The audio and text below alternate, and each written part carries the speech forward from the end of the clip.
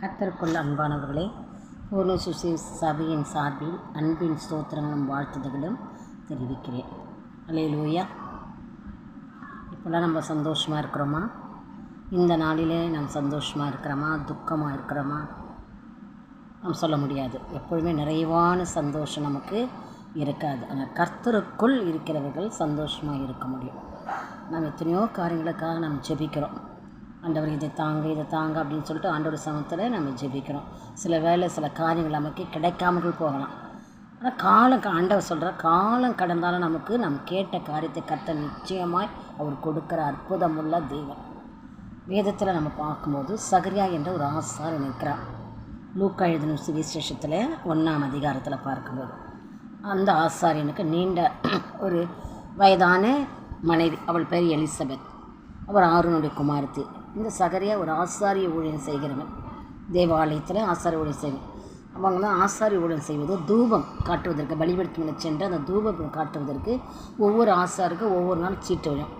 அவ்விதமாக இந்த சகரியாவுக்கு ஒரு நாள் சீட்டு விழுந்து அவர் தூபம் காட்டுவதற்காக தேவாலயத்தில் கடந்து சென்றார். ஆனால் இவங்களுக்கு குழந்தை இல்லாதபடி காணப்பட்டதுனால அவங்க அதற்காக ஜெபித்திருக்கலாம், ஜெபிக்காமலே இருந்திருக்கலாம். வேதத்தில் அந்த அளவாக அதை சொல்லலை. ஆனால் இந்த தூபம் காட்டுற வேலை ஜனங்கள்லாம் ஜெபித்து கொண்டிருக்கிறாங்க. சகரியா தூபம் காட்டுறாப்போ தூதன் வந்து நின்று சகரியாவை பார்த்து பயப்படாது. சகரியா தூதனை பார்த்துன்னு பயப்படுறான். அதனால் பயப்படாதே அப்படின்னு கர்த்தர் சொல்கிறார். பயப்படாதே அப்படின்னு சொல்லிட்டு அதோட என்ன சொல்கிறாரு, உன் வேண்டுதல் கேட்கப்பட்டது. ஆண்டவராகிய இயேசு கிறிஸ்து தூதனை அனுப்பி உன் வேண்டுதல் கேட்கப்பட்டது என்று அவர் சொல்கிறார். இந்த நாளில் நமக்கு கூட சில காரியங்களை ஜெபித்து நம்ம மறந்துடுவோம். ஐயோ, எப்போ கர்த்தர் கொடுப்பாரோ கொடுக்க மாட்டாரோ என்று அந்த ஜெபித்த விண்ணப்பத்தை கூட மறந்துருப்போம். அதே போல் நீங்கள் மறந்துருக்கலாம். ஏதாவது தேவ சமூகத்தில் ஒரு காரியத்தை கேட்டு அந்த காரியம் உங்களுக்கு கிடைக்காமல் இருக்கலாம். ஆனால் ஆண்டவர் இன்று சொல்கிறார், உன் வேண்டுதல் கேட்கப்பட்டது. உன் வேண்டுதலை கர்த்தர் நிச்சயமாய் கொடுக்க அவர் வல்லவராக இருக்கிறார். வாழ்க்கையிலே சகரியாவை பார்க்கும்போது அந்த வயதான நாட்களிலே சகரியாவுக்கும் எலிசபெத்துக்கும் ஒரு குழந்தை கொடுத்தார். அந்த குழந்தை நிமித்தமாக சந்தோஷம் உண்டாகும். அந்த குழந்தைக்கு யோவான் என்று பெயரிட சொன்னார். ஆனால் இந்த சகரியா அதை ஐயப்படுறான். இது எப்படி இருக்கும், எப்படி ஐயப்படுறான்? நான் கிழவனாக இருக்கிறேன், என் மனைவி வயது சென்றவளாக இருக்கிறா. ஒரு சந்தேகம் அவனுடைய வாழ்க்கையிலே காணப்பட்டது. அந்த சந்தேகத்தினால் அவன் என்ன பண்ண ஒரு சாபத்தை பெற்றுக்கொள்கிறான். நமக்கு கூட ஆண்டவர் சொல்கிற உன் வேண்டுதல் கேட்கப்பட்டது என்று சொல்லப்படும் போது ஐயோ, கர்த்தர் கொடுப்பாரா அப்படின்ற ஐயம் நமக்கு காணப்படக்கூடாது. ஐயம் இல்லாத விசுவாசத்தோடு ஒரு தூதன் பேசும்போது, கர்த்தருடைய பிள்ளைகள் வார்த்தைகளை வெளிப்படுத்தும் போது, அந்த வார்த்தையை நீ விசுவாசிக்கும் போது கர்த்தர் உன்னை ஆசீர்வதிக்கிறார்.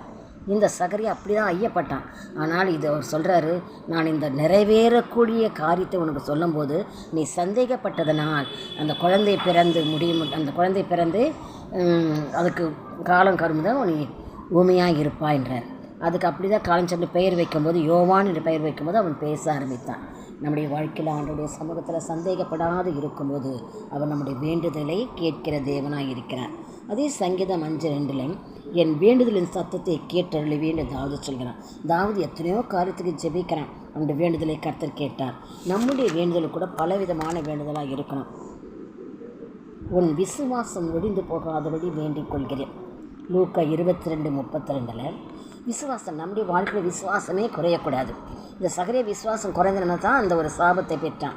நமக்கூட விசுவாசம் குறையாதபடி நம்முடைய விசுவாசத்தில் ஆண்டவர் இயேசு கிறிஸ்து நமக்காக வேண்டிக் கொள்கிறார். பேதுரு பார்த்து உன் விசுவாசம் ஒழிந்து போகாதபடி உனக்காக வேண்டிக் கொள்கிறேன்.